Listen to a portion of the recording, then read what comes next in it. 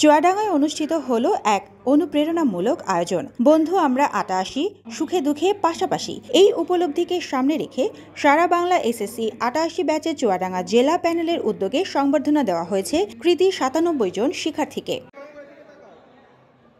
শুক্রবার সকাল ৯:৩০টায় চুয়াডাঙ্গা ভিজে সরকারি উচ্চ বিদ্যালয় মিলনায়তনে অনুষ্ঠিত হয় এ আয়োজন। সভাপতিত্ব করেন বিশিষ্ট চক্ষু বিশেষজ্ঞ ও জেলা প্যানেলের কোঅর্ডিনেটর ডাক্তার সাইদ মেহবুব উল কাদির। অনুষ্ঠান সঞ্চালনা করেন শিক্ষক মহসিন আলী। এ সময় প্রধান অতিথি ছিলেন প্রাক্তন অধ্যক্ষ অধ্যাপক সিদ্দিকুর রহমান। বিশেষ অতিথি হিসেবে উপস্থিত ছিলেন অতিরিক্ত জেলা ম্যাজিস্ট্রেট শিক্ষা ও আইসিটি নয়ন কুমার রাজবংশী।